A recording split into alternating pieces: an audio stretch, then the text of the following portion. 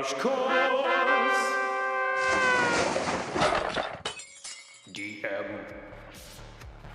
Welcome back to Crash Course DM. I'm Josh Greenway, your dungeon newbie and not a very good window.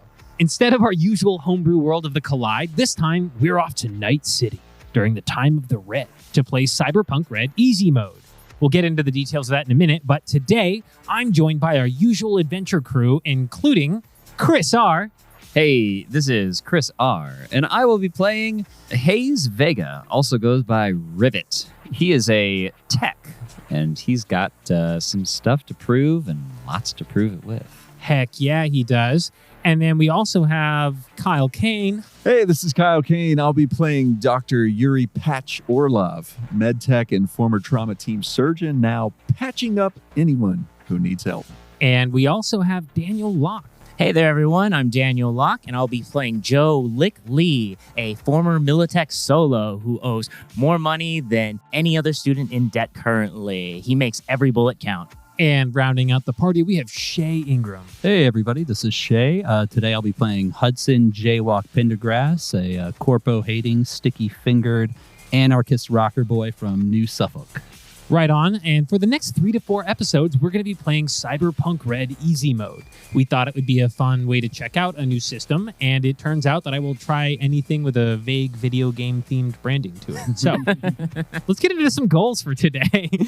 We're going to be implementing a new time management system here in the back end on the show that we'll be trying out. We'll probably edit out the beeps from the timer, but if you hear it, that's what it is, because I can't be trusted to keep track of things by myself. And we're also going to be trying out a new game system with Cyberpunk Red. And so with that, it's a D10-based system. We won't get too into the details now, but we'll explain the important stuff as we go. It appears to be simplified on the surface compared to D&D, but it's just a different role-playing game system, is I think fair to say. To be fair, yeah. I think we axed a good chunk of the book too, such as net running and whatnot. Yeah, so it's fine. It's fine. Speaking of, there's some stuff we're not going to get into here. Cyberpunk gets very crunchy. We're not going to be dealing with level ups or anything like that, or modifications of skills over time.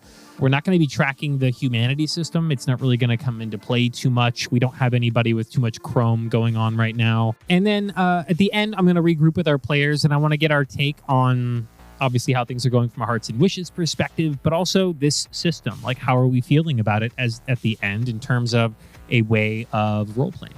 So do you guys have any questions or thoughts or feelings up front? Positive thoughts. Hell yeah. It is the year 2045 in the newly rebuilt Night City. 30 years after renowned rocker boy Johnny Silverhand detonated a nuke in the original Arasaka Tower, and 32 years before V hits the streets, the world is in disarray as megacorporations become the law of the land. Night City, and much of the rest of the United States, operates under the effective dictatorship of President Elizabeth Kress. Nuclear fallout from the Corpo Wars casts a red pall over the skies over Night City. It is the time of the Red. The city is healing from several tumultuous decades. What the city lacks in terms of the latest and most advanced technology, they make up for with the better quality food, reliable access to power, gear, drugs, and of course, chrome. The golden 2020s are over, choom, but the street still works. We meet our crew after pulling a job, stealing an experimental blood binga tree from a Militech storage facility at the South Night City docks. The blood binga, of course, is known for its thick red sap, red leaves, which act as a powerful aphrodisiac when brewed into a tea. Things went explosively well for your crew, and you managed to stash the tree in a Dropbox and are waiting to be paid. You have since regrouped at your favorite hangout spot, Habaneros, aka Cyberpunk Chili's.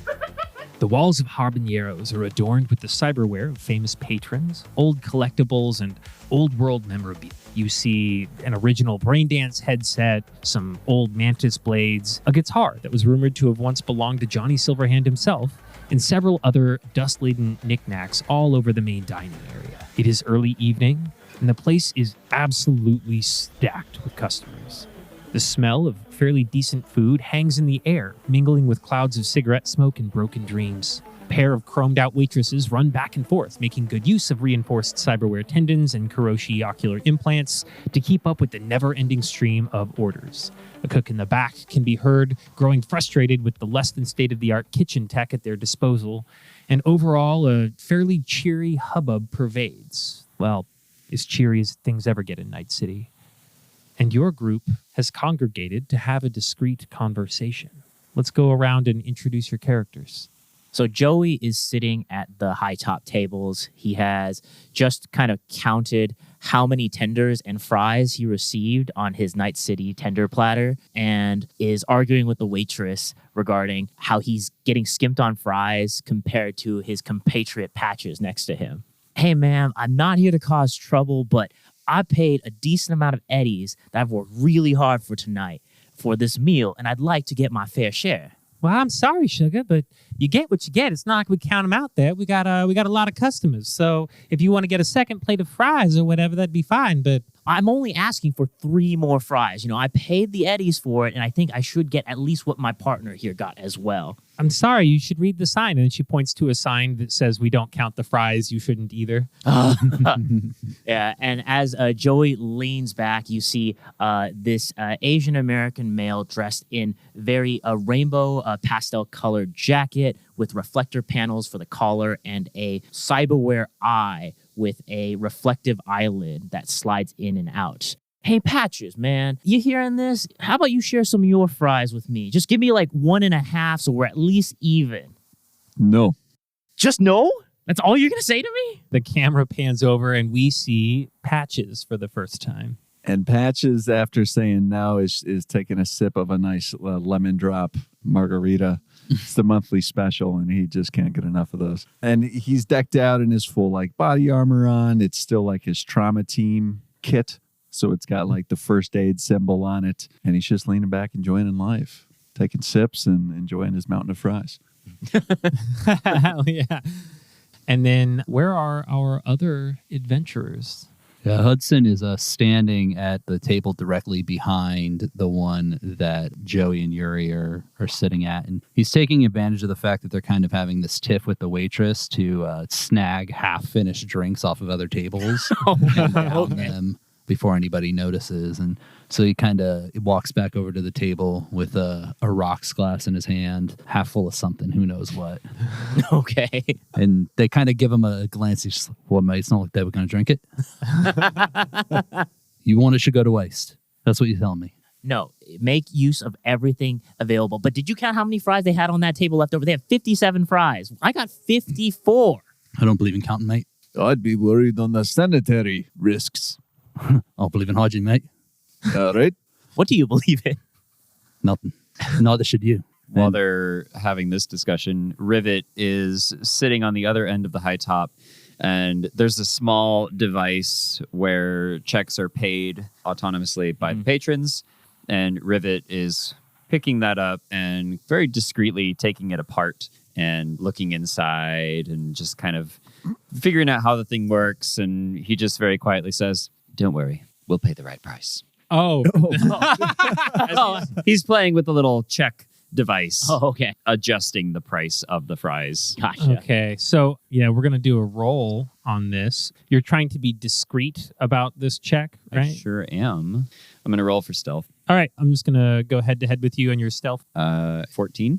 Okay, cool. On her natural 2, the waitress is just not aware of you pulling this thing apart. Yeah, so you're adjusting the price on the checkout Too device. distracted by Lick. He's like, Candace, look at me here, okay? We need to get this figured. I know you guys don't count, but come on, man. Like, we come here every Thursday after our job. You got to do And I something. tell you, every Thursday, do you want something, buddy? And she turns over to Rivet and does not notice that he's messing with anything electronic. No, I'm quite fine, actually. Don't worry. And he places the thing back down on the counter, fully put back together the way it was, but the fries price has been adjusted. Oh, I see y'all found the auto teller already. Well, that's great. Whenever you're done, just remember to tip your waitresses.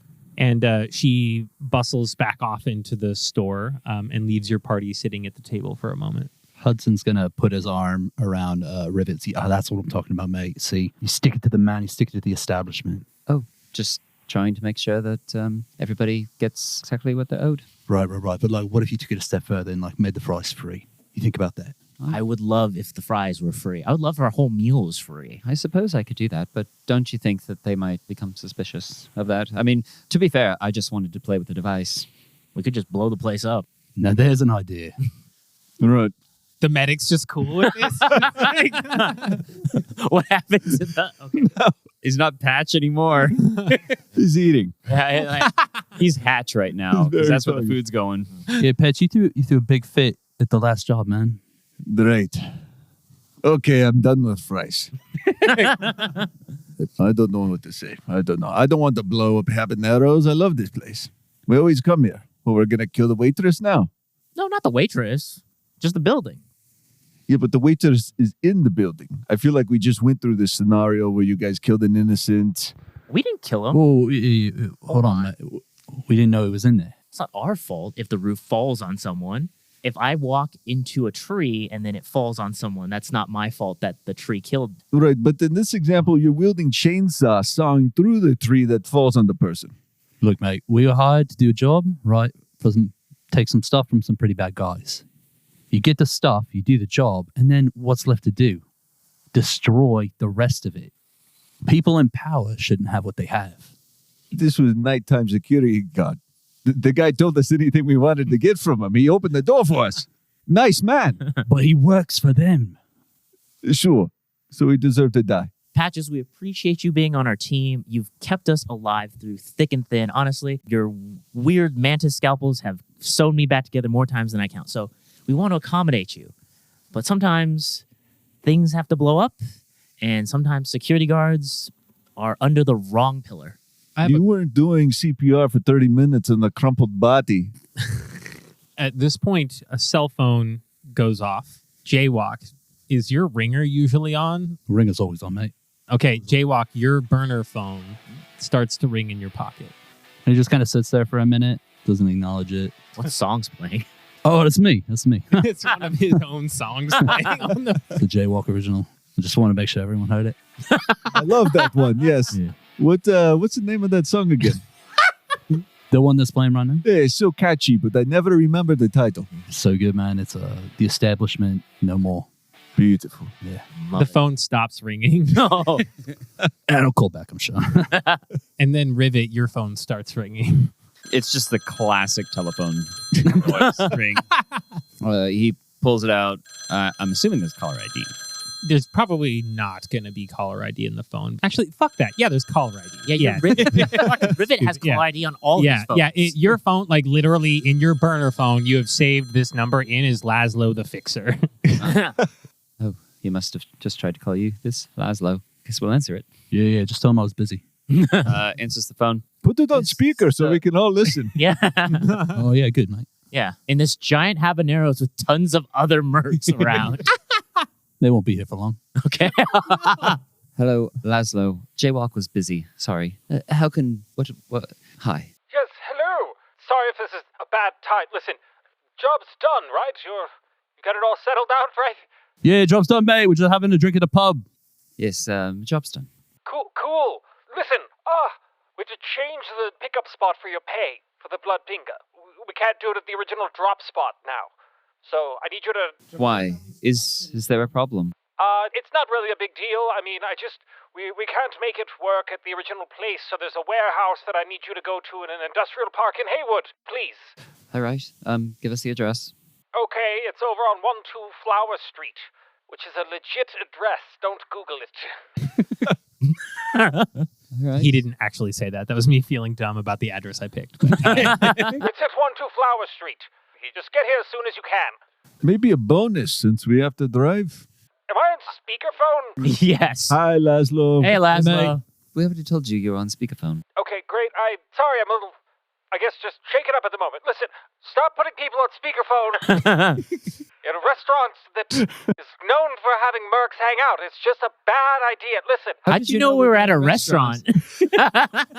I can track your location. Okay. On the burner phone. I can hear the restaurant in the background. Oh, yeah. That makes more Well, sense. then you should have known the you was on waitress- speaker, mate. Was just telling somebody behind you that they can't get 3 more fries. Yes, we can meet you at 12 Flower Street. Okay, great. Just get here as soon as you can. All right. Are you okay? You know, is anybody okay, really? You can make a perception check here. Can I do one too? Can I make a perception to see if I can find any more fries straggling around on other tables? Yeah, go ahead and make a perception for fries. Friception check. Fryception? My Militech EVT optic eyes hit a 26. Okay, on a 26, you realize that all of the tables around you have more fries than you do. I go walking around and just gather them into a bag for later. I just realized I have perception, but I also have human perception. Ooh. I would use your human perception. Okay, in that case, it's a 19. Actually, oh shit. Yeah, human perception was the check. I fucked it up. Okay. Sorry. Oh, In that two case- perceptions. Mine is 12. Okay, so on 12, nothing stands out to Rivet about Laszlo, but Jaywalk, something is definitely weird. Like his voice seems strained in a way that you kind of question the what the fuck of the situation. Like something is very suspicious about this. Yeah. All right. See you soon, TTYL. And he hangs up the phone. Does Laszlo ever sound like someone who picked up card tricks late in life?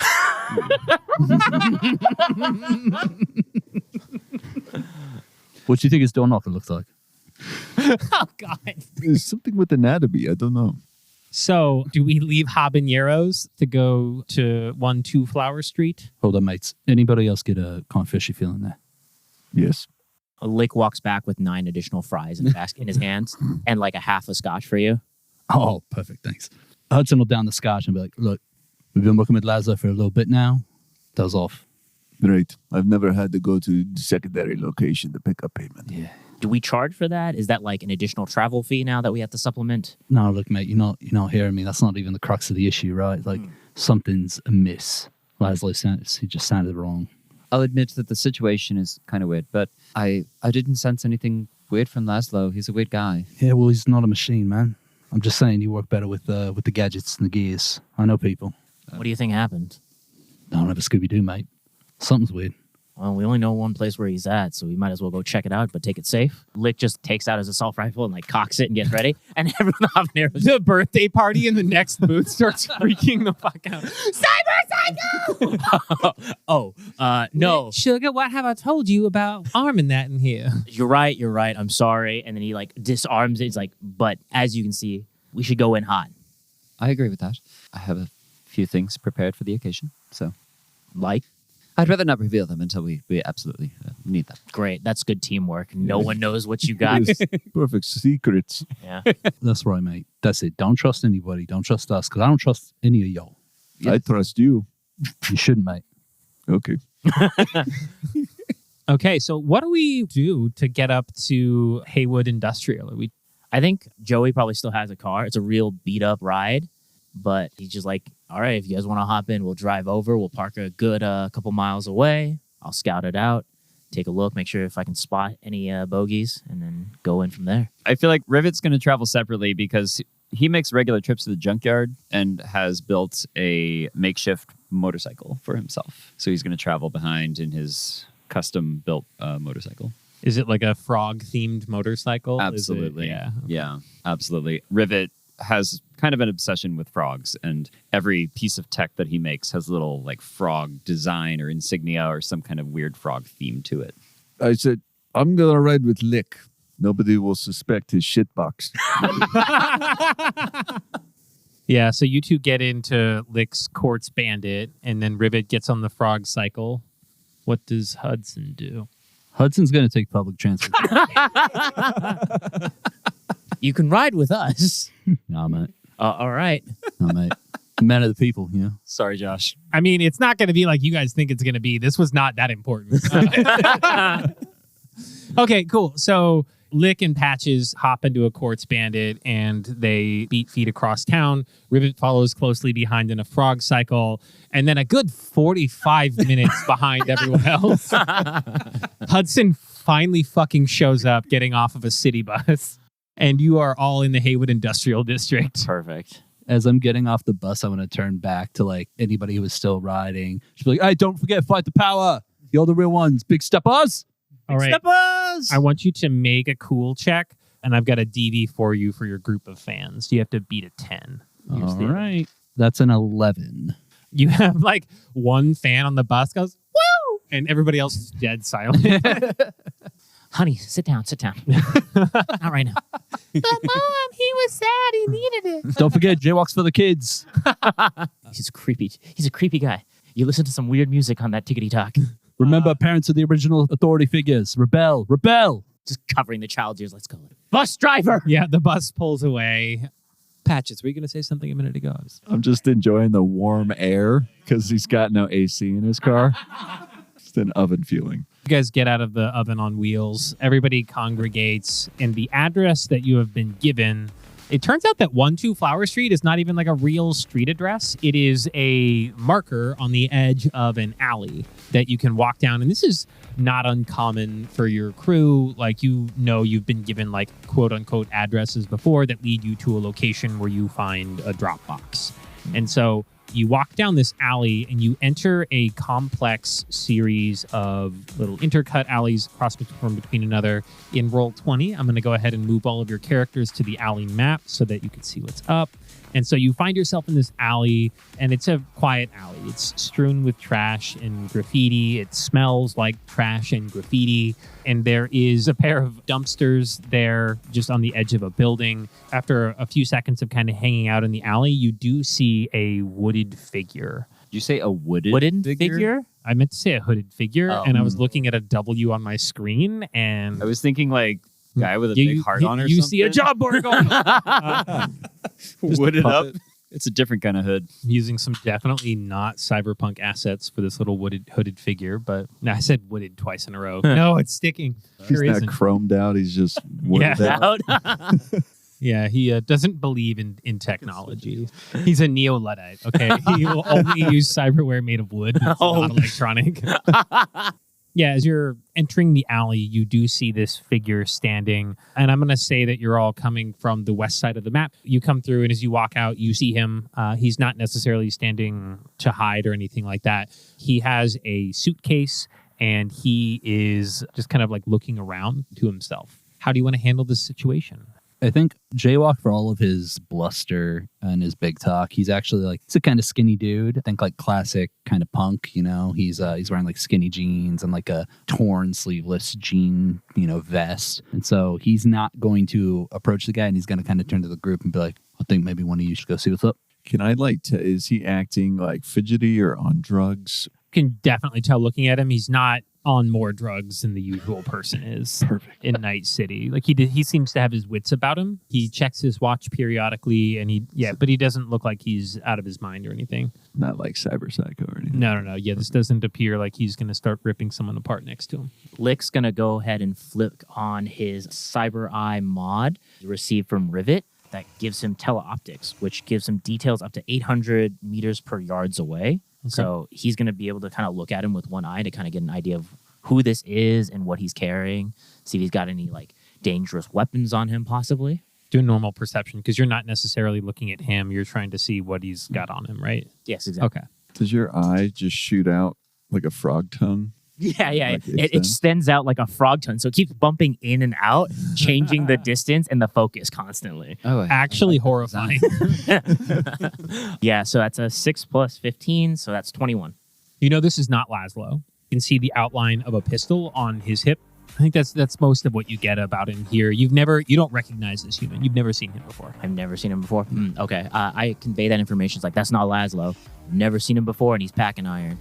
I'm going to go ahead and switch to my shotgun, my Militech Crusher, and be like, all right, I'm going to close in. Everyone keep an eye out. Watch for any unsavory activity. And I'm going to keep my gun trained on him as I walk towards him.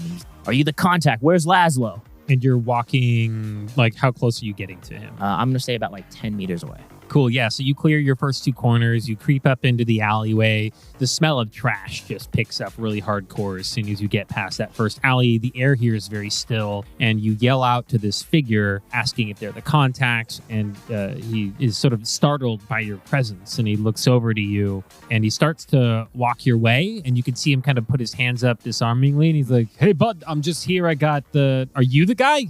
Are we supposed to...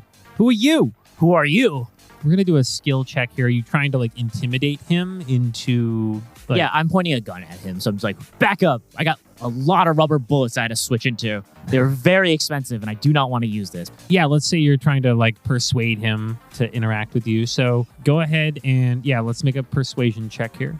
12. You draw your shotgun, and he draws his gun right back at you, and you're basically both in a standoff, and he's, like, sort of staying away from you. He's like, "Hey, I don't know you. You don't know me. You're coming in here all aggressive.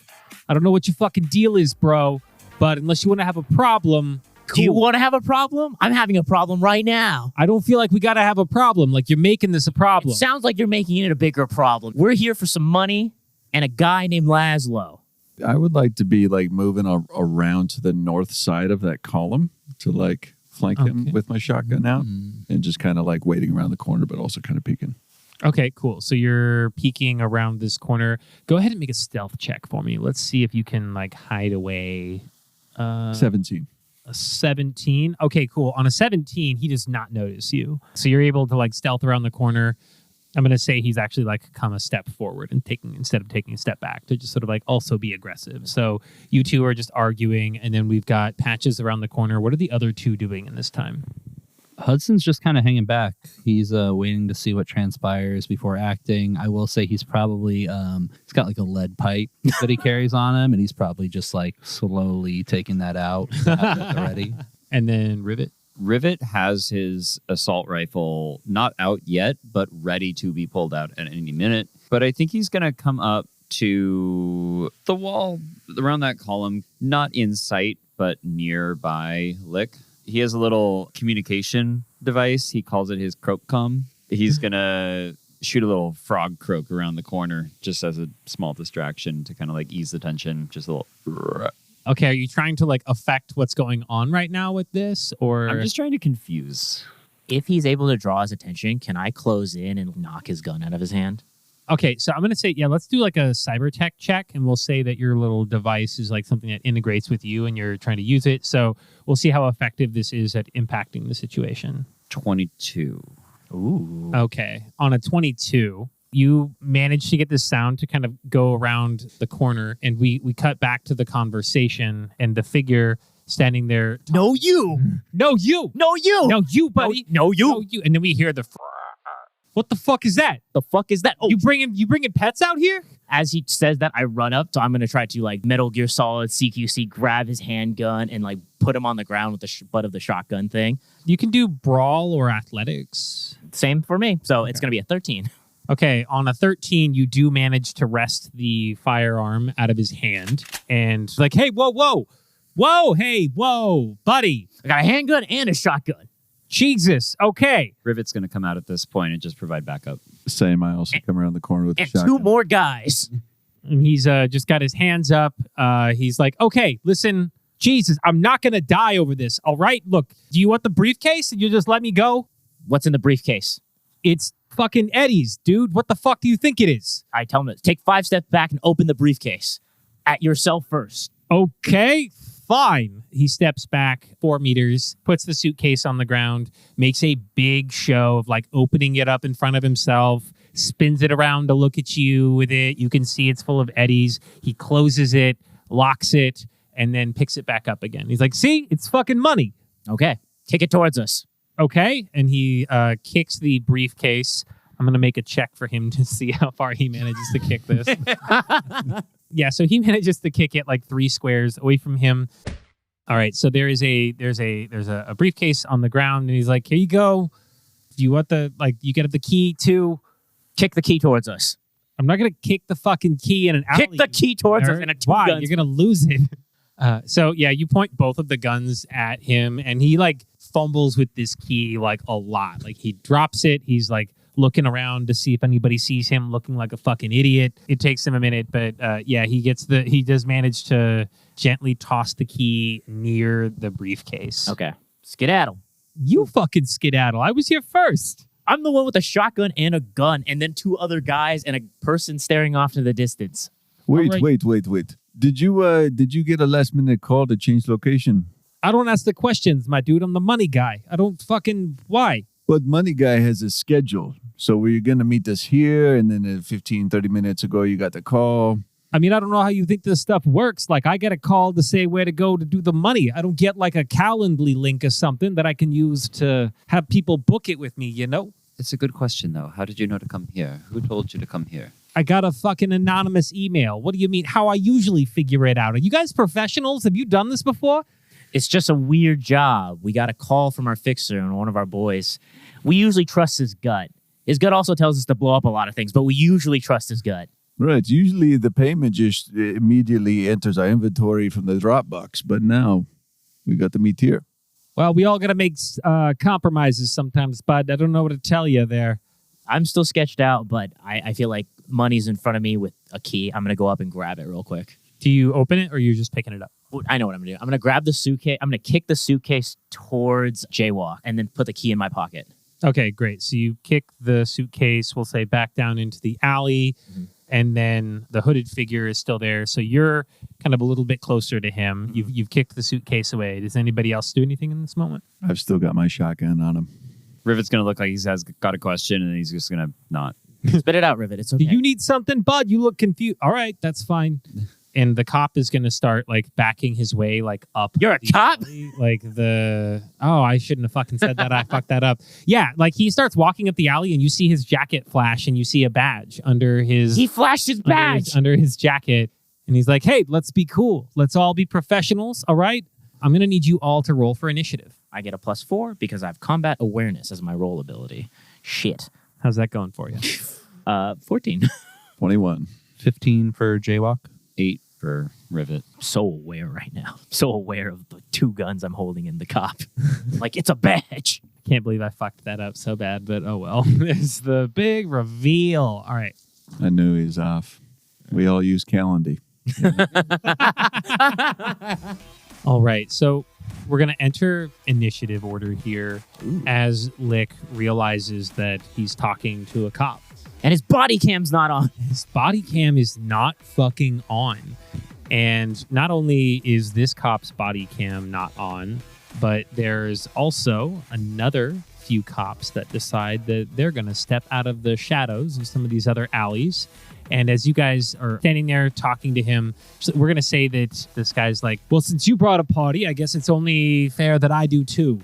And where did that accent come from? Isn't it the same thing I was doing before? Wasn't it like Was that the same thing? New York, right? No, I like it though. I like that What? he's hiding his accent. I think when he goes into combat scenarios, he adopts a New York accent. He's had this same fucking accent the whole fucking time, you guys. We'll look back at the tapes later. This was always the voice, or else we can take Josh's hand. No. That's the cop accent. If we heard that off the start, Yeah, would've we known. know it's a cop if we heard that. Okay. He had a fake accent God damn it. just to hide his cop nature. Now that he's busted, he goes full cop on us. Well, he goes full cop on you, and then he's got a few friends who are going to show up, and they're also going to go full cop on you. Oh man, there's a lot of cops. Dude, this is fucking Cop City over here. Like, you don't even know. The one up top looks just like a nice person. She also works in accounting. I don't know why I'm here. They brought the whole department over. The janitor's in the back too. We're going to enter initiative order. And so as he calls the rest of the other cops out of the shadows, you do find yourself surrounded by 5 police officers. And as the one on the north side of the map rounds the corner, one of the 2 female cops, you hear her yell, "Quick, he's got a gun!" and pulls out her firearm. And all of the other cops also pull out their firearms. And at the top of the initiative is Patches. Okay, what is next to me on the map? Is that a dumpster? Or is That is a dumpster, yep. like crawl in it Yeah, you can totally crawl and into like it. Yep. fire from it? Yeah. Oh, sick. Okay. Yeah, you can just absolutely crawl into the dumpster. Yes. Just dumpster dive. Let's absolutely do that. Right. Yeah. So you dumpster dive for a moment, and you got cover with the dumpster. Amazing. Okay. And then I'm going to pop up and shoot. Now, I have the rubber bullets, non-lethal, of course. We all have rubber bullets because of this guy. But I'm going to shoot unfortunately, what? Actually, I don't know my range. I should know this. Yeah, how many range per square? How many m per yard? 2 meters. So yeah, you are like 8 meters from the one who shouted, "He's got a gun!" Okay. Yeah, I'll shoot that one. All right, great. So yeah, you fire at the only female cop. Oh, God. Cool. So this is our first time using the cool ass firearm stats that are in this game, which I'm very excited about. They're so cool. Such guns. Such guns. 1d10 plus shoulder arms. Yes. 17. A 17 hits. Amazing. Your damage is 5d6. Oh, amazing. Oh, attack. Wonderful. Sure. Great. Yeah, you jump up out of the trash can for a second. You let a shot off at, I'm going to tell you her name. I spotted You see her name tag as you fire Amanda Orto. Knocks the sunglasses off of her head. She takes a full spray to the front of her uniform. Definitely does a serious amount of damage to her Kevlar vest that she's wearing underneath. What kind of rubber bullets are those? It's a rubber slug, essentially. Oh, jeez. Yeah, so shots off. I don't think you have anything else you can do on this turn, right? I'm going to duck back in the dumpster for cover. Yep. Great, yeah. So you have cover behind the dumpster. And then up next is Jaywalk. Do I know where all of these cops are relative to? I think you would have a sense based on your group communication and stuff. You all kind of know where everybody is at. Our Croak link? Because there's this the guy Croak link. in the top left corner. I don't Yes. know that any of us would be able to see him. Well, you know what? Make a perception check for me. Okay. A human perception. Human perception check. No, I think it's just a normal perception. 'cause A it's not to do normal with interaction. perception. Yeah. Do I perceive humans? A 14. Yeah, you actually don't know that cop is up there. Yeah. So you would know this other cop was there, and you did hear him say and call out company, and you did hear Amanda up at the top say "Oh, he's got a gun," and you heard the gunshot. So you know some shit's going down. Right. I feel like Jaywalk is he's gonna know shit's going down. He's gonna move into gear to get into action, but he doesn't necessarily see where everybody is, so he's gonna just try to get a better vantage point and probably just go join Lick where he is. Mm-hmm. Okay, great. Yeah, so you run up to where Lick is at. You've got view on the original cop, and you can probably tell over the top of the dumpster that Amanda is up at the top of the room as well, or the alley. Okay, my movement is 7. Is that how many? That's how many meters you can move. So I don't even make it to Lick then. Yeah, you're basically right behind Lick. All right, since I can see that original cop, the one that Lick was fighting with, can I switch out my lead pipe for my handgun? Yep. All right, I'm just going to do that and then take a shot at him. All right, great. Yeah, you're 10 yards away, so you're going to want to try to beat a 15. Also, in Cyberpunk, meets it, does not beats it. And I have a handgun skill. Is that what I'm using for this? Yes. That's a 21. Okay, absolutely hits. Yep. Okay, Go ahead and 21 roll to damage. hit, and then it's 9 damage. You fire off a round at his chest, because we all know center mass, most damage with rubber bullets. Cough, cough. And he definitely staggers a bit from that and takes a couple of points off, but his armor does seem to absorb most of the blow. Okay, that's it. Okay, great. And then up next in the initiative order is... Oh, it's Amanda. Man. Okay, cool. So Amanda, who just got blasted from a stranger in a trash can. Might want to rephrase that. Oh, God.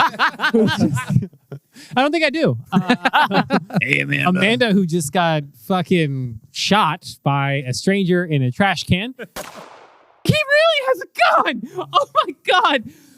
Okay, yeah. So she is seriously wounded, and so she's gonna fucking run. She's like, I don't fucking need this. I've had a long day. I am not dealing with this. And Amanda just runs back. Cool. And you've scared off your first of the police officers. Nice. Back to accounting or first time? Yeah, so she runs back to accounting, and Not worth the pay. Not worth the pay. and then up next we have Lick. I'm going to go ahead and jump into the dumpster that's next to Patches and use my shotgun and fire at the hooded cop, the wooded cop.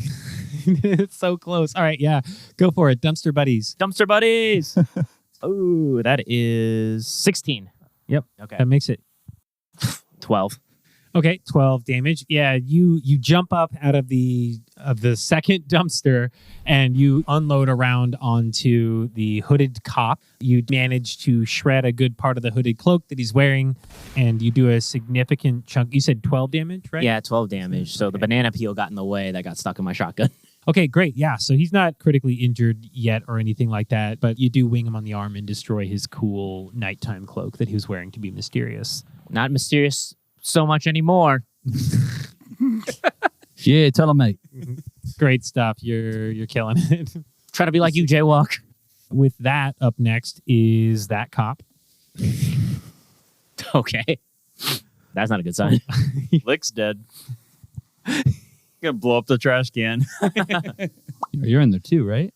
Well, he's in a different The other one. trash Just get in the can. trash can. We're trash can neighbors. We haven't shared a trash can yet. I've closed the lid.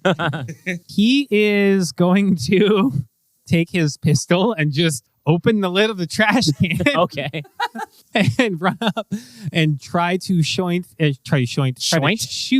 at Lick point blank.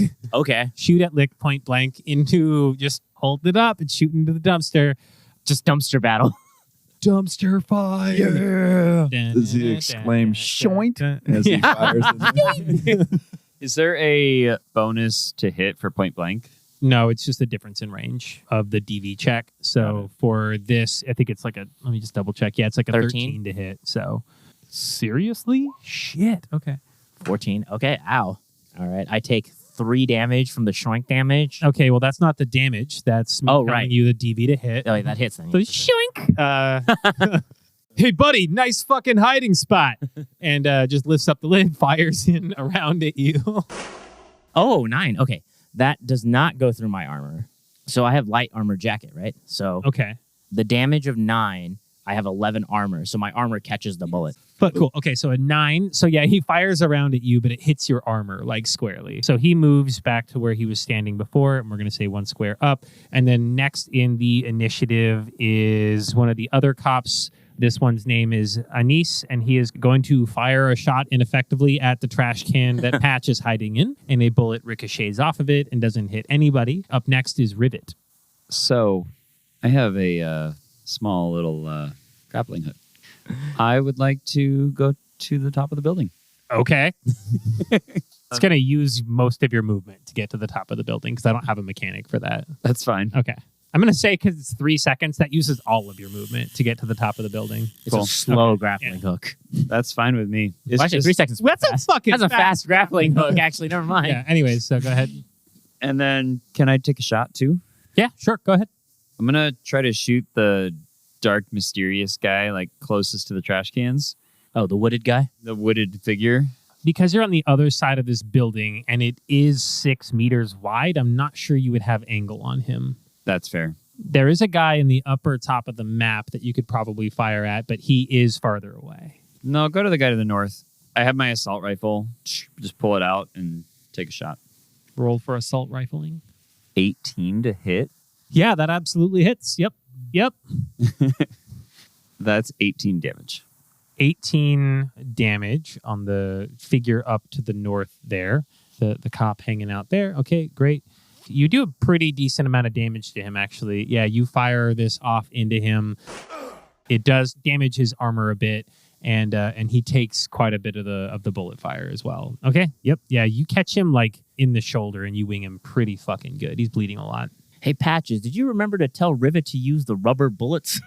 I don't know. I never got a chance to tell him. No. My name is Patch. We'll say that the one that was shot is Teo. So he is going to take a couple of steps forward, and he's also going to try to shoot right back at the guy that shot at him. So he's got to beat 15 to hit you with this. This is Rivet, right? Yes, at Rivet. Sorry. Okay. So he's going to walk up into the alley sporting a wound, and he is going to try to take a shot off at the guy with the assault rifle who's firing at him. Oh, man. Okay. These cops are not packing the right iron for this fight. Not equipped. Oh, Jesus. He's really not. Okay, so that is an 8. He just fires into the sky. Yeah, he just like he definitely misses. Bullets don't even go anywhere near your face. You could just hear it whizzing through the air nearby, and he whiffs it real bad. And then the other cop comes from around the corner, hearing his buddy. He's going to stand behind him, which I feel like I'm going to regret later. And he's going to do the same thing. And he is within 12 yards, so he'll make the same check. DV of 15. Against Rivet? Yeah, and that is a 16. You take 15 damage. Do I take the body armor first? Yeah, so you'll subtract by 1 on your body armor, and then whatever the remainder is after the body armor number you started with, that'll be the actual damage you take. So you started at like a 7, I'm guessing, or an 8? 11. Okay, cool. So you got an 11. So then, yeah, you'll subtract that down to 10, and then you'll subtract 11 from the... You'll take 4 damage, right? Because you got 15? Yeah, 15. And then your armor should be down to 10 from 11. Yeah. Okay. So our adventurers have been surrounded by cops after trying to pick up a payday, and everything has quickly devolved into a gunfight. 2 of you are in trash cans. 1 of you is on top of a building, and another one is standing near the suitcase of money. And that's where we're going to stop for today on the play session. Yeah, cop fight. Woo! Cop Fight 2024. Dumpster or battle. 2070. Who fucking cares? Anyway. Let's get into hearts and wishes, everybody. So as a reminder from the top of the episode, some of my stuff was like implementing new time management. Fucking nailed the time management. Trying out a new game system. We did it. We're going to fucking talk about it. And I'd love to get our kind of feelings about, in addition to the session-wise, like hearts and wishes, our feelings about this system. Now, we all know we just learned this. Arguably learned is a strong word, but we're just figuring this out. So I think that we have to give ourselves some grace, and our reviews of it may change over time, but I'd love to go around the horn. Let's start with Daniel. Okay, so hearts about the game itself. Love the habanero. That was a fun little plug for our little Chili's meetup. Just behind the curtains, our 0 session was at a Chili's. So that was a fun little tie-in that Josh did. As far as the system itself, obviously we had a lot of growing pains here and there. We also had a lot of new tech that we're adding in, which added more tech issues on top of that. So that is part of it. From a game design perspective, as a DM who runs a lot of different systems, You're so cool. Yeah, I am so sick, everyone. Please tell me how cool I am. Everyone, one at a time. Kyle, tell me how cool I am. Pretty cool. Cool. Shay? Anyways, we cut the rest out in the edit. So the thing about this system seems like it's very DM heavy. A lot of the mechanics, the rolling, the skills, and even from like the full system, even the easy mode is like dumbed down, but there's so much different aspects that the DM has to keep track of that when you look at D&D, that looks like a cakewalk compared to this, weirdly enough. And there's so much different ways rolling is done, like how hand-to-hand combat is done versus like range fire. It's so much to remember. It's not something that's impossible, but it definitely adds to it. Yeah, I agree. All right, cool. Kyle, you're up next. Yeah, hearts would be the setting. So love Cyberpunk and the whole universe in the game. This next heart, I don't know if it's a system or may just be Roll20, but I love having like the map and like being able to visualize like where my guy is and like move him around. Takes me to like a grid-like turn-based shooter in like a Yeah, dude. game, Yeah. which is Yeah. pretty sick. Does having a grid and a graph in front of you like this make combat more enjoyable for you? I would say so. And I don't have to like stand up and like hunch over and like lean and like move my guy and count the spaces. Like it's all right here. Everybody knows where everybody is. So I'm a big fan of that. And then the other thing that I like in the combat, looking through the rule book, is like the seriously wounded stats. Like you do a threshold and then they get some permanent disadvantage. I feel like that critical injuries. Yeah, critical injuries. I feel like that makes the combat pretty fun and different. Yeah, I agree. So I know we just got into combat, but so far liking it. Right No on. wishes. Shay, where you at, man? Man, I don't know if I should weigh in on this one. I was so distracted for like half this session, having my own tech issues. I'm sorry. No, it's not your fault. Like, but I'm sorry. I feel, yeah, I blame Daniel for everything. As cool as he is. From a wishes perspective, as always, like I love characters. I love all that. It did feel like we didn't get it. And maybe it was just because we're doing shorter sessions now. Like it felt like we didn't get a ton of character interaction in. And what we did was very like surface level jokes. And then I'll place a lot of that on myself. I think I'm playing my character wrong, in all honesty. I think I'm being a little more like brash and upfront than I should be. I should probably be a little more like reserved. even though he is like a musician. I love the grid. This is really cool and really helpful to have. The rest of the interface, and I struggled with that too. So I feel like I'm just being negative all over on this one, so I apologize. I'm also I'm a little worried about combat feeling even more limited than it does in D&D sometimes. I don't have, and maybe other people do, but like spells or anything like that. I have 2 weapons, so I feel like that's what I'm going to be doing every single turn. That is fair. What the fuck is going on the screen right now? Chris discovered how to draw on the map. Roll20, which is kind of something. Kyle's over here farting in his trash can. Wow. Hotboxing himself. How much damage does he take for that? So I don't know. This is a rough one for me personally, but a lot of that is just compounded by my own technical issues that I had faced. So feel free to cut me from the whole episode. And Chris? Follow that up. The biggest thing that I was thinking was the lack of character interaction. I have not done very many systems. Like I've done a little bit of Call of Cthulhu, Pathfinder, D&D. I tend to stray away from the really, really, really crunchy stuff. Math is hard, and I like the role play of everything and like being able, the freedom of not so specific skills. Like looking through a list of like 48 different skills is extremely overwhelming for me, trying to find the exact one. And I feel like it takes a lot of time just trying to figure out what to roll for this little minuscule action. That's a little bit of I guess it would be a little bit of a wish for me, is a bit of a simpler time. And I know this is the dumbed down, simpler version of the game, which is wild to me. I don't know how anybody could do the full game. I do like the world that you built. I do like the... I didn't build this shit. I did not. I do like the cops that you put in there. I like the names you gave them. I do like the names. I like that there was a lady cop. Yeah, the lady cop. I'm going to be honest. I'm not responsible for any of this, but... You know what? I like Josh.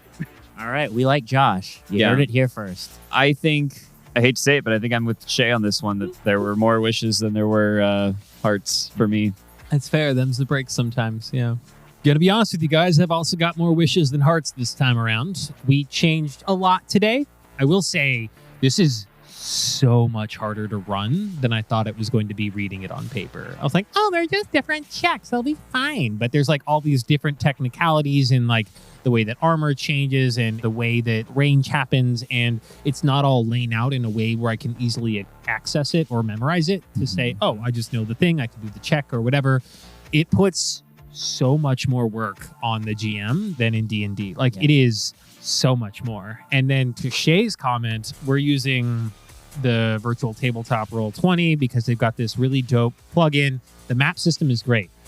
I don't fucking understand how to drive NPCs or connect stuff up. And a lot of that is I just need time playing with it because it's a new thing. But I maybe did one too many new things at once with this. But I didn't know how else to run Cyberpunk for the podcast too. Roll20 is its own beast. For anyone who's run it, they know. The learning curve for it is pretty high. Yeah, lots of learning pains on the curve. I do like the difference in checks, and there is a simplicity in the way that you have a stat that you just add to the D10. I love the idea of the rolling system. I don't love the slightly different versions of checks so that you can't, just off the top of your head, guess what kind of a check to make. Human perception and perception, I get why we're splitting hairs there, but also why? But I love the idea of AC going down over time in combat because the armor gets damaged. I think that's fucking cool. That is so cool. I'll be interested to see how the next session goes. I'm going to do some playing around and just test sessions with myself. Maybe I'll make ChatGPT into an adventure party or something to try it out. But that's going to wrap it up for this week's episode of Crash Course DM, brought to you by Anything You Can Do, edited by Josh Greenway and Daniel Locke, starring Kyle Kane, Daniel Locke, Shay Ingram, Chris R., and game managered by Josh Greenway. We bring you new episodes of Crash Course DM every week on YouTube and your favorite podcasting platforms of choice. Word of mouth is our best friend right now, so please tell your friends, your family, and your enemies all about the show, and we'll catch you here in a couple of weeks. Bye. Patching up. Oh, that joke doesn't work because I didn't say that. Just take it again. Take it from the top. Take it from the top.